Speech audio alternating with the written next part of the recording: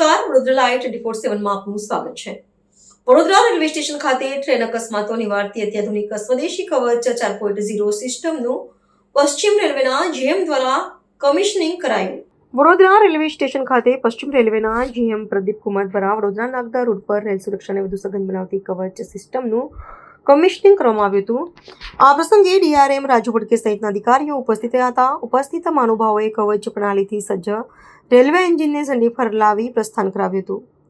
Vadodara railway સ્ટેશનના platform number 6 પરથી પશ્ચિમ રેલવેના સિગ્નલ અને ટેલિકોમ વિભાગ દ્વારા વડોદરા નાગદા ખંડ પર સ્વદેશી કવચ સિસ્ટમનું લોકાર્પણ પશ્ચિમ રેલવેના જનરલ મેજર પ્રદીપ કુમાર દ્વારા કરવામાં આવ્યું, જે કવચના નવીનતમ વર્ઝન 4.0ના ધોરણો મુજબ કરવામાં આવ્યું છે, જે સ્વદેશી કવચ પ્રણાલી રેલ સુરક્ષાને વધુ મજબૂત બનાવે છે। કવચ સિસ્ટમનું કુલ 224.51 રૂટ કિલોમીટરમાં લાગુ કરવામાં આવશે, જેમાં વડોદરાથી મંગલ મહુડી 122.54 કેમ તથા પંચપીપળિયાથી નાગદા ખંડનો સમાવેશ થાય છે, જે કવચ પ્રણાલીમાં મહત્વપૂર્ણ તકનીકી સુધારો છે।